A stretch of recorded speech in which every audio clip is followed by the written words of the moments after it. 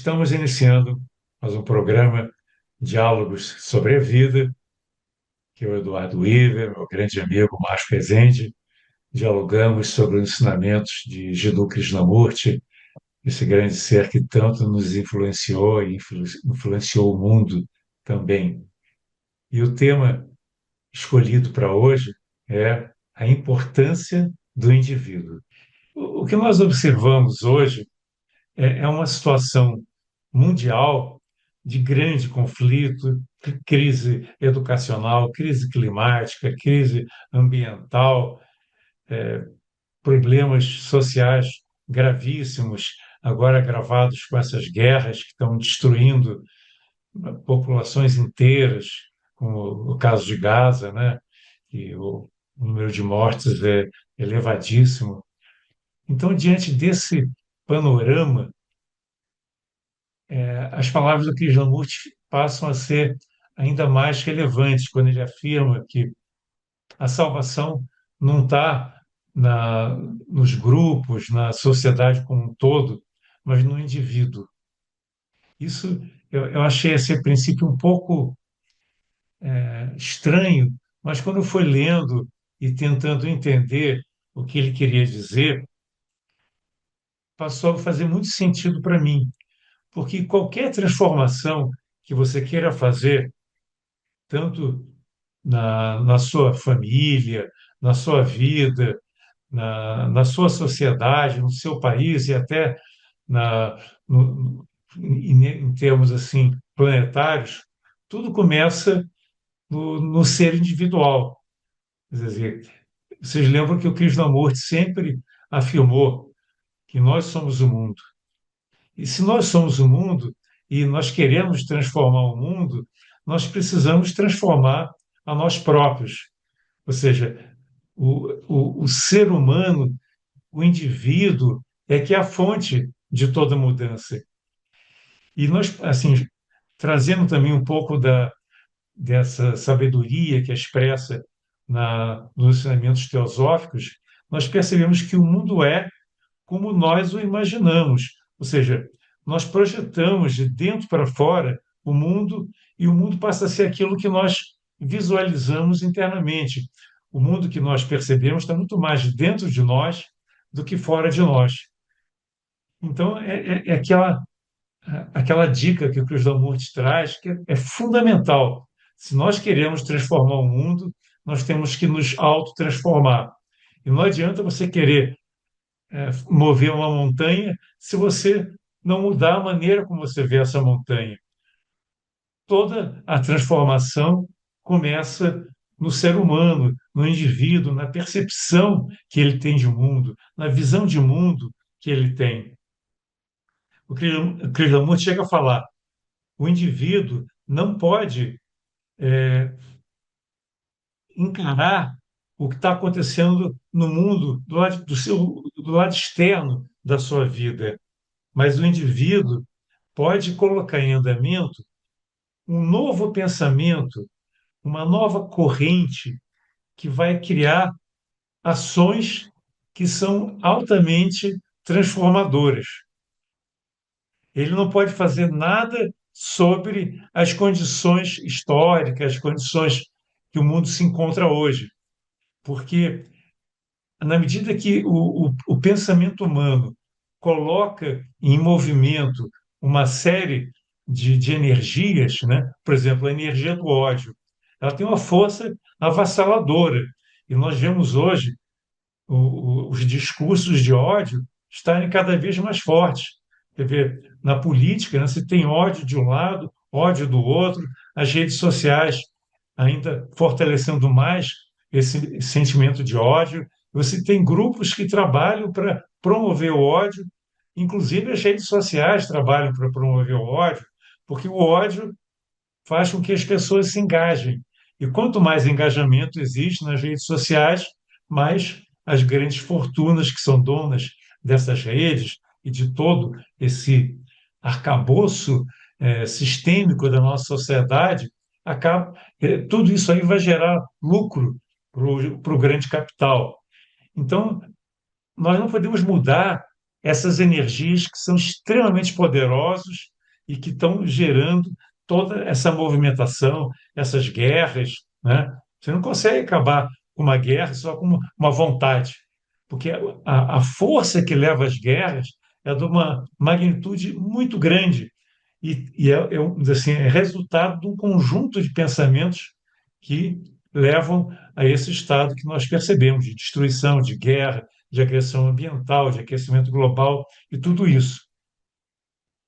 Mas o Krishnamurti afirma uma coisa muito interessante. Se uma dúzia de pessoas, de indivíduos, começarem a pensar de forma diferente, começarem a pensar de uma forma não destrutiva, não baseada no ódio, mas baseada na cooperação, no amor, elas estão criando um outro tipo de movimento, um outro tipo de energia que pode, então, ter um efeito muito grande, especialmente nas pessoas que têm afinidade com essa onda de pensamento positivo, de pensamento regenerativo, de pensamento amoroso, compassivo. Então, é isso que eu achei muito interessante, né? Não adianta você lutar contra o grande capital, lutar contra a guerra e lutar contra os políticos que estão fazendo coisas bárbaras, né? Eu lembro de um grande pensador, o Buckminster Fuller, ele dizia o seguinte: no lugar de tentar brigar com o sistema atual e com possibilidades mínimas de sucesso, você brigar contra tudo isso que está acontecendo aí fora, você tem que se preocupar em lançar as sementes de algo que vai eventualmente prosperar e tornar todo esse sistema atual obsoleto. É muito interessante isso, né? Em vez de lutar contra o sistema, você vai trabalhar para criar uma nova mentalidade, uma nova visão de mundo, vai semear o amor, semear uma nova civilização que eventualmente vai tornar essa civilização de ódio, de guerra, de separatividade obsoleta. Então, lancei aí as bases dessa nossa conversa de hoje. Então, Marcos, agora é com você. Pois é, Edu, quando você sugeriu esse tema, né, a importância do indivíduo, eu pensei, será que ele quer falar de autoimportância? Porque o Pois é. Krishnamurti, ele bate muito nesse sentimento de autoimportância, de ego, né? Eu querer ser importante, querer ser alguém, querer estar sempre, essa proeminência do ego, né? É, e realmente, nesse sentido, ele é muito enfático, né? Ele fala que a maioria dos problemas, se não todos os problemas, estão relacionados direto ou indiretamente a esse sentido de autoimportância egóico, né? E aí, quando ele fala a importância do indivíduo, você fica com o pé atrás, assim, né? Porque realmente ele tem alguma razão.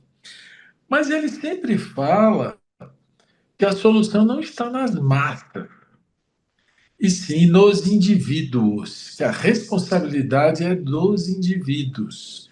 Então, as pessoas, como você falou, os políticos, os líderes religiosos, econômicos, eles querem guiar as massas, né? Eles querem movimentar o mundo de alguma forma, moldando essas massas.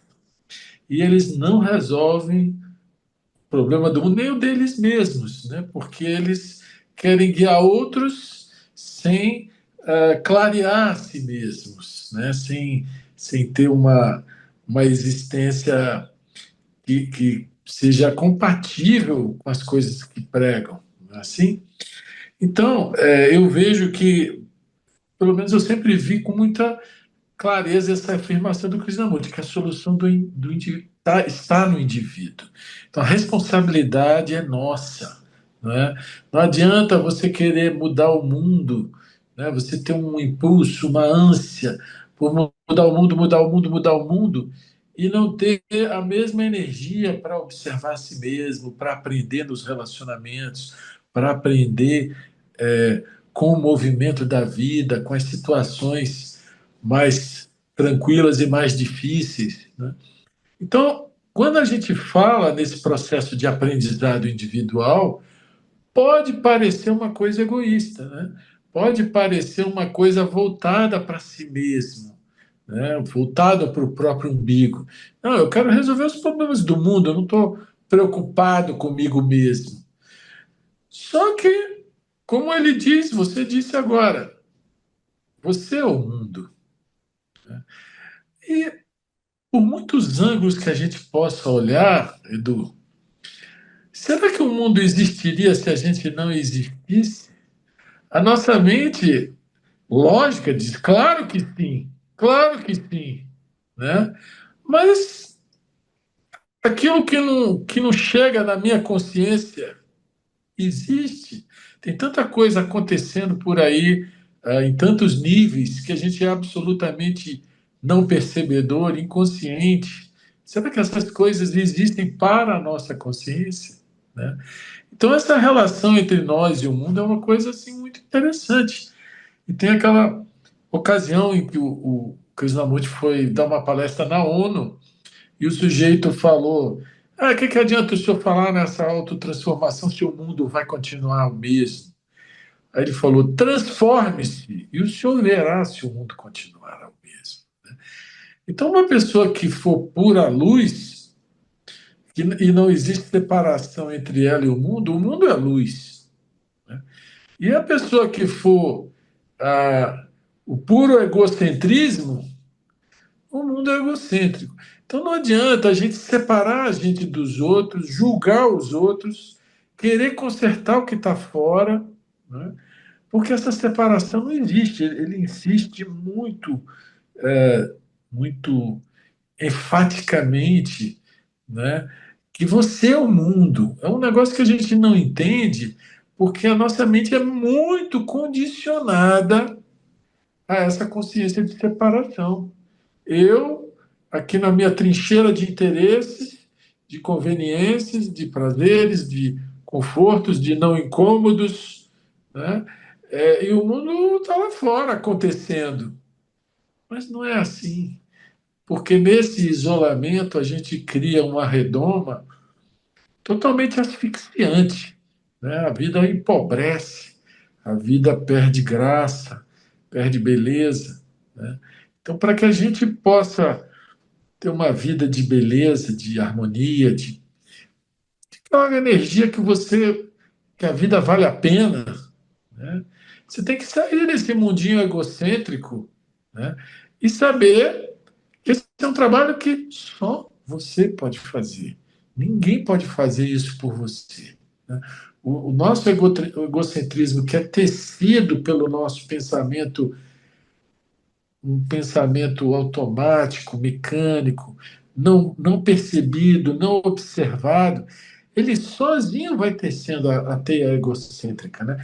E quando a gente vê, a gente está naquele mundinho de isolamento, de egoísmo, e, e onde a energia vital, aquela energia criadora, aquela energia que é alegria, que é vitalidade, que é beleza, ela não entra nesse isolamento, né? Um outro ponto que eu acho também super importante nesse tema, Edu, talvez a gente possa desenvolver depois, é que a palavra indivíduo, ela etimologicamente tem a ver com aquilo que não pode ser dividido, né? Então a gente lembra daquela história do Salomão, que as duas mulheres reivindicavam a maternidade de uma criança, né? E aí Salomão falou: então nós vamos partir a criança ao meio e dar metade para cada uma. Aí disse que aquela que era a verdadeira mãe não, abriu mão para não acontecer isso. Ou seja, o ser humano, a rigor, não deveria, ou não seria, o indivíduo não seria divisível. Mas a nossa vida é toda fragmentada, toda cheia de compartimentos, é toda dividida mesmo. E aí eu acho que vale a pena também a gente explorar esse lado do tema, né? Como é possível essa integração de todos os lados da nossa existência, sem que os bons fiquem por aqui, os maus fiquem por ali, os diversos papéis que a gente representa na vida, uns tão diferentes dos outros, né? Como é que seria essa coisa de não ser dividido, né, Edu? Vamos lá, o que você me diz? Você tocou num ponto muito importante, essa definição do indivíduo, né? Como não divisível, ou seja, não fragmentado, né? Porque o que a gente observa quando você tem uma tentativa de mudança pelas massas é que essas massas geralmente são manipuladas. Isso a gente percebe claramente, né? Você vê, hoje você tem uma massa de pessoas que estão apoiando os movimentos de direita e outra massa apoiando as pessoas de direita e outra, o centro, né, vamos dizer assim, que também tem os seus interesses próprios, né? Então, na medida que você toma partido, você se une a uma ideologia, a um lado apenas da realidade, você deixa de ver a realidade como verdade, como inteireza, como com plenitude, né? Então, o verdadeiro indivíduo, ele não toma partidos, ele olha as coisas como elas são. E é isso que faz a diferença. O Krishnamurti falou, as massas são guiadas, né? Então, como é que você vai querer que as massas consigam fazer uma transformação se elas já são polarizadas, elas estão geralmente muito influenciadas por determinados pensamentos, ideologias, assim por diante. Agora, em vez de tentar ir contra alguma coisa, porque geralmente essa é a reação que a gente tem, né? A gente vê uma coisa horrível acontecendo, uma opressão por parte de um governo, uma injustiça social, a gente quer combater aquilo que nós entendemos como sendo errado. Só que a nossa percepção da realidade é muito limitada também, porque é baseada na nossa história, na nossa visão de mundo que nós herdamos dos pais, dos amigos, da religião, enfim, de todo um conjunto de experiências que nós tivemos na vida. Então, baseado nessa visão parcial da realidade, se nós queremos transformar, geralmente não vai dar certo. Então, em vez de querer lutar contra o que está aí, baseado numa visão limitada e muitas vezes equivocada, o indivíduo tem que se autotransformar primeiro, né? E isso que o Krishnamurti fala.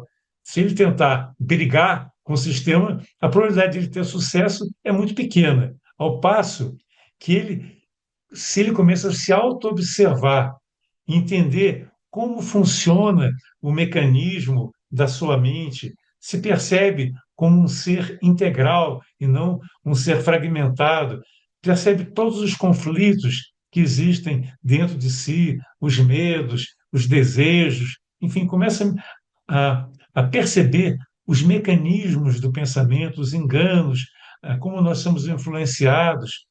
Aí você vai começar a ter uma percepção da vida completamente diferente. E ele diz: uma pessoa que, para poder transformar a si próprio e o mundo, tem que ser uma pessoa livre.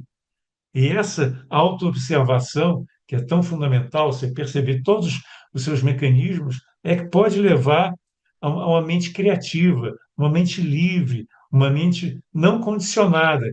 E uma mente que tem essas características, essa liberdade, essa ausência de condicionamentos, de polaridade, ela então pode perceber a verdade. Essa é a condição para você perceber a verdade e aí agir de uma maneira muito mais efetiva, que você vai agir baseado no seu Dharma, baseado na numa percepção ampliada da realidade. E eu diria até que você vai agir de uma forma inteligente, porque você está aberto para aquilo que pertence a uma outra dimensão que é superior ao pensamento, às ideologias. E você vai se abrir também para algo que é maior que você, em vez de querer você mesmo, baseado nas suas ideias, chegar a uma solução. Então, é esse tipo de indivíduo que se abre, que tem a humildade de perceber que o seu pensamento e as suas ideias são limitadas e que se oferece como um canal para algo maior. Esse é um indivíduo que pode realmente se autotransformar e, com isso, transformar o mundo. Nós vamos dar agora uma breve pausa e fiquem conosco, não desliguem, nós já voltamos.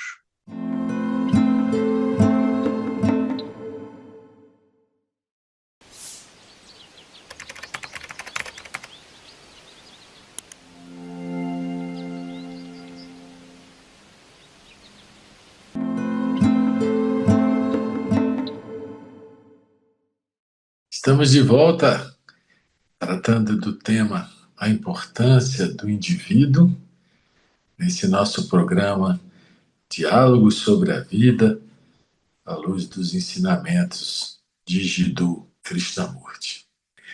É interessante que o Krishnamurti sempre fala que você não pode segui-lo, né? Se você seguir o Krishnamurti, você se perde. E seguir, que eu digo, é tomar o pé da letra, né?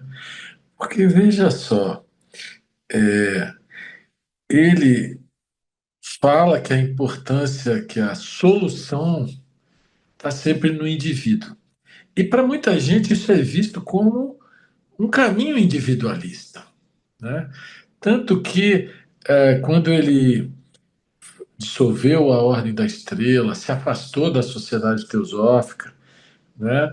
Muitos viram que ele seguiu um caminho individualista e até mesmo aqueles que continuaram, entre aspas, seguindo passaram a ver a própria sociedade teosófica com preconceito, etc, etc. Aí o mesmo Krishnamurti vem e fala, como você já citou, se um pequeno número de pessoas realmente se transformar, uma grande transformação acontecerá no mundo. Ora, isso mostra que ele acredita na união entre pessoas, né? Isso mostra que ele visualiza que a coisa não é tão individual assim, tão isolada assim, como alguns imaginam, né? E que realmente existe um poder num grupo de pessoas que tem um interesse comum de compreender, que não estão ali por vaidade, nem por dinheiro, nem para convencer ninguém. Ele sempre diz: eu não estou aqui convencendo você de nada, né? Mas que um grupo de pessoas realmente interessado em aprofundar em si mesmos, na compreensão da vida, desse movimento e das próprias relações, faz uma diferença muito grande, né, Edu? Até eu e você, a gente pode dizer que a gente experimenta isso, porque isso que a gente faz aqui é uma reunião em grupo, né? A gente está raciocinando agora, tentando entender agora, junto com várias pessoas que estão acompanhando o raciocínio que nós estamos fazendo. Isso cria um vórtice de energia, uma egrégora, que intensifica, que até a gente fica surpreso com coisas que a gente fala, que depois a gente vai aprender até com aquilo que a gente falou. Porque há muita diferença entre você dizer que sabe e o aprender. Saber a informação que você registrou na memória. Agora, o aprender é a sua atitude na vida, é a sua atitude em relação aos seus pensamentos, é a sua atitude em relação aos seus sentimentos, é a sua atitude em relação às outras pessoas, é a sua atitude em relação a você ser desafiado, ser provocado, ser instigado ou ser pisado, sei lá o que for, né? Quer dizer, é um aprendizado tão vasto, tão amplo, no movimento da vida, que ninguém pode dizer que sabe. Né? Quem dizer que sabe, sabe teoria, sabe ideias que registrou na memória, mas que não são. Né? E aí, né, essa dualidade entre o trabalho individual e o trabalho no mundo, na verdade, ela não existe. Ela é ilusória. Por quê?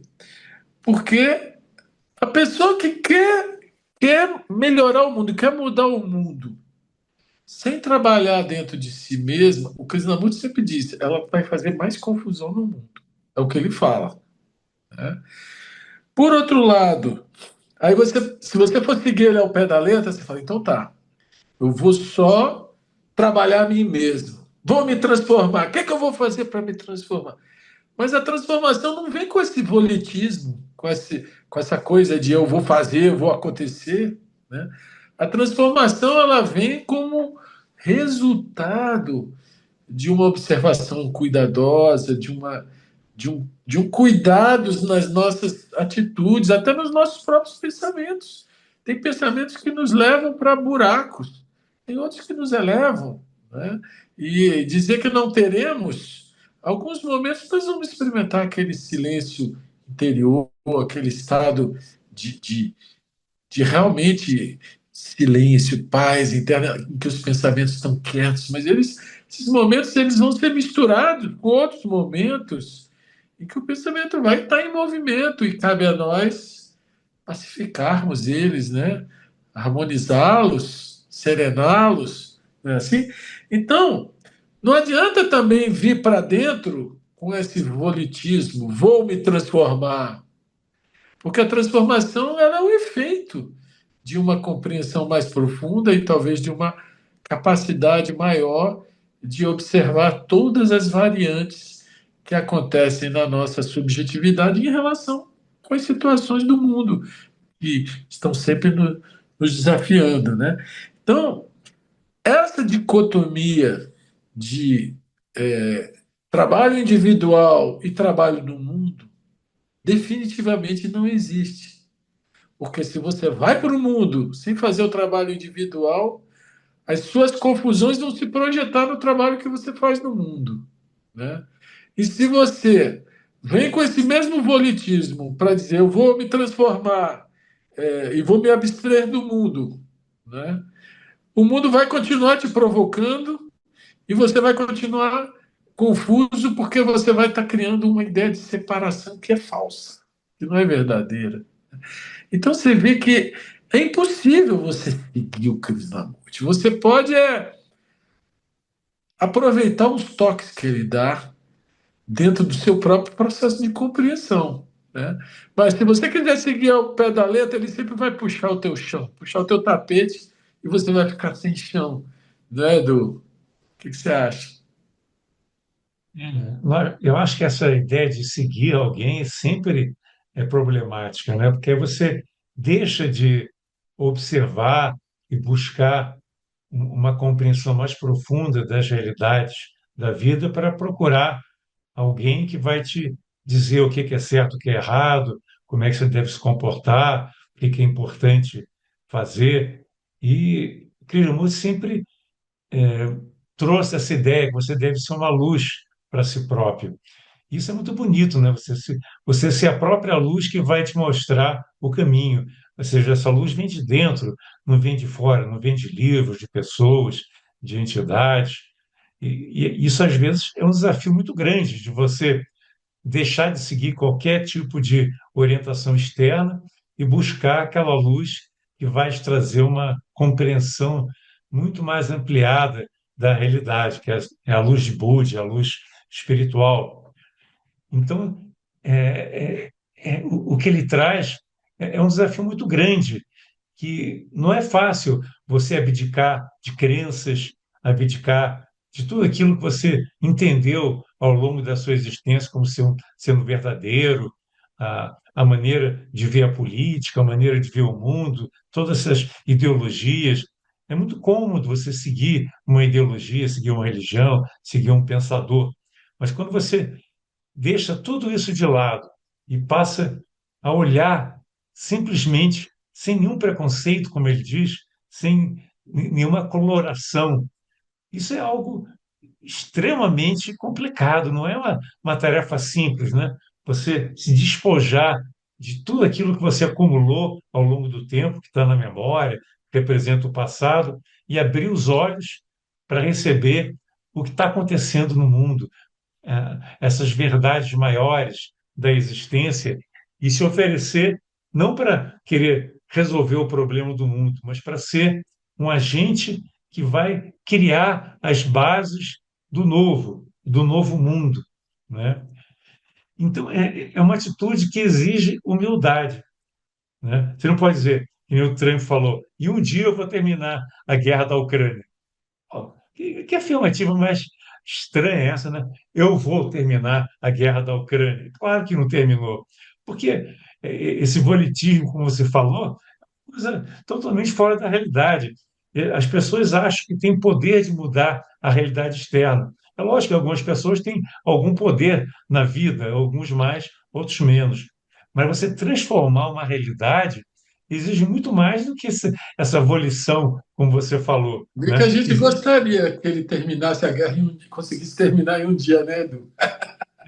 Não, mas às vezes você pode jogar uma bomba atômica e terminar a guerra, mas não é assim Aí que não se faz. adianta, né? Na verdade, a Guerra do Japão foi assim que terminou. Os Estados Unidos jogou uma bomba lá e terminou a guerra, né? Pois é. Então, não é uma maneira razoável, não é por aí que a gente vai encontrar soluções para os problemas da humanidade, né? Então, essa percepção que nós não sabemos é muito importante.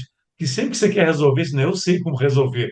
Eu tenho uma ideia, eu tenho uma proposta, seja socialista, seja capitalista, seja qual for, não é? Ou religiosa. Não. Se nós fizermos dessa maneira, nós vamos transformar a sociedade, transformar o mundo. Mas, na verdade, como dizia Sócrates, nós não sabemos. Tudo que eu sei é que nada sei.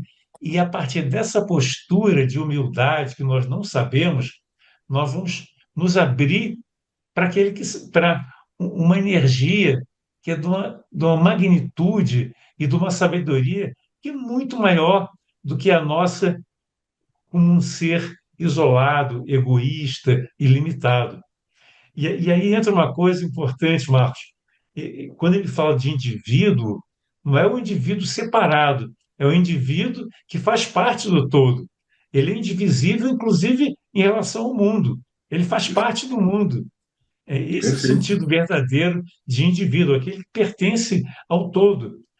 Inclusive, aquela ideia que nós estudamos na teosofia, Atma e Brahman são uma coisa só, né? Isso a gente estuda nos textos hinduístas, né? Que a chispa divina que existe em nós não é separada da fogueira, do todo, da luz e de todo o fogo que existe no universo. Tem uma poesia do Rumi que é muito bonita. Ele diz: olha, no mundo existem muitas lamparinas, mas a luz é uma só, porque ela vem do alto. Olha que afirmativa bonita. Você tem uma diversidade de formas de lamparinas, mas a luz é uma só, porque ela vem lá do alto. Então, se nós percebermos que existem muitas formas, muitas maneiras das pessoas se manifestarem, né, fisicamente, em termos de emoções, de ideias, mas que, no fundo, existe uma luz que está por trás de todas as manifestações, que é a luz divina.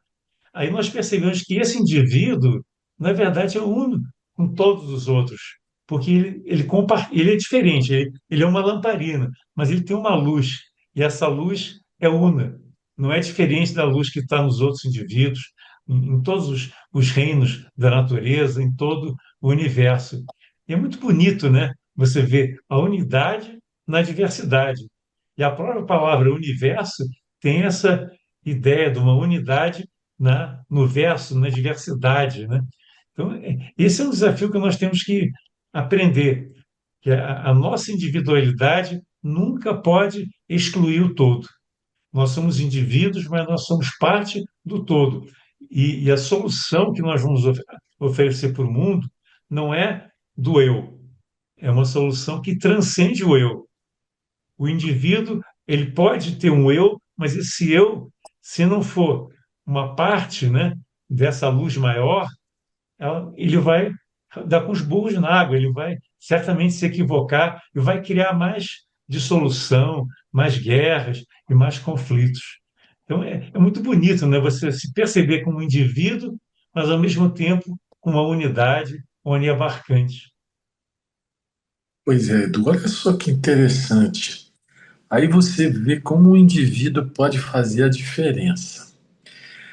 Na cabeça de todo mundo existe essa ideia de divisão, né? Aí você vê um Trump falando America First e tal, o interesse americano em primeiro lugar, não sei o que. Aí você fica meio chocado, né? Porque ele fala desse jeito. Na prática, todo mundo faz isso. Porque na vida particular, a pessoa fala eu em primeiro lugar, ou minha família em primeiro lugar, ou minha empresa em primeiro lugar, o meu interesse em primeiro lugar. Né? As pessoas não E falam aí isso, mas agem assim, né? agem assim. Pois é, elas não falam isso, mas. E ele fala, por isso que choca. Né? Mas ele é o reflexo da mentalidade reinante, tanto que ele foi eleito por pessoas que pensam igual a ele. Né? Assim, então, como a gente sabe que essa divisão. O Krishnamurti critica duro, ele fala que o nacionalismo é um veneno, porque o nacionalismo é que dá a base a essas guerras todas, né? Mas, enfim, ele é fruto de um processo divisório que acontece na mente dos indivíduos, na nossa mente. Na nossa mente. Então, se a gente percebe esse processo divisivo na mente, como você falou, não aderindo a uma ideologia, não aderindo a outra ideologia, nem à esquerda, nem à direita, nem ao centro, simplesmente ficando livre de colorações para poder olhar direto, aí você vai ver atitudes benéficas e maléficas em todos os lados, né? Essa liberdade na consciência, uma pessoa que pode não ter poder nenhum, mas que a consciência dela é livre, nesse emaranhado que é a consciência humana, né? Que nem você vê aquele favo de mel, né? Que tem aqueles buraquinhos de cada abelhinha fazer o mel ali. Um que sai e olha por cima aquele conjunto todo, sem divisão, aquilo já atrai uma energia totalmente diferente. Já é um canal de energias mais elevadas e mais sutis. Energias essas que podem transformar. Muito mais do que a gente pegar qualquer segmento e querer mudar aquele segmento. Não é? Aí eu vejo que essa tal de unidade da vida, que é o tema dos nossos encontros, e que a Blavatsky fala da heresia da separatividade, esse engano maior que nós cometemos todas as vezes que nos vemos separados dos demais, né? E agimos a partir do lado, a partir da separação, a partir do eu e do meu, a gente está indo contra essa lei da vida, lei do universo, uma lei universal, né? E aí é que é muito importante a gente não se acomodar, né, Edu? Então eu vejo que quando ele fala da importância do indivíduo, ele está chamando a atenção, não se acomode, não se acomode. Tente entender o que é a consciência, tente entender a si mesmo, tente entender o que ele diz. Quando diz que você é o mundo, isso é uma falácia? Ou a nossa mente é totalmente viciada no condicionamento da separatividade, né? Porque uma luz que se acenda, né? Você tem um quarto escuro, se acende um mínimo fósforo, você já enxerga alguma coisa. Assim é a consciência humana também, né?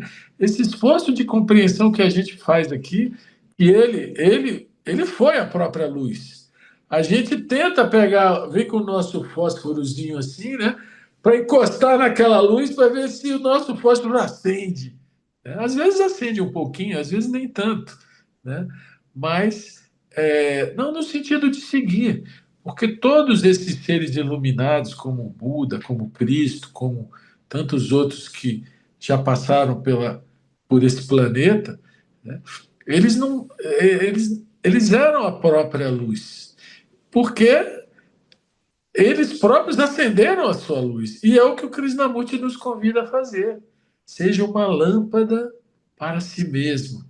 Porque se você for uma lâmpada para si mesmo, você vai estar iluminando o mundo, você vai ter relações mais sadias, você vai sair do egocentrismo que impede o amor de se expressar na vida, né?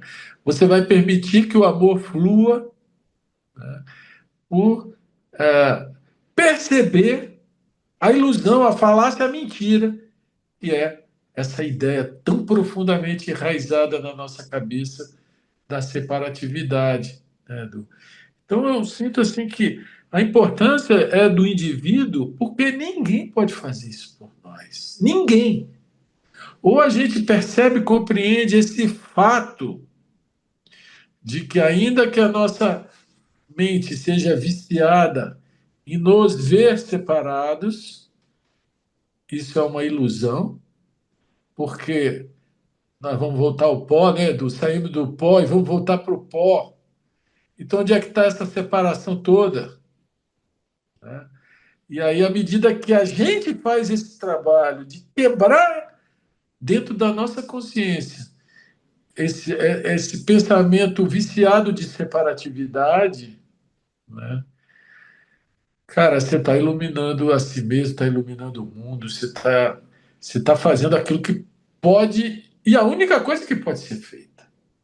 Porque não adianta você ir lá fora, querer consertar o mundo.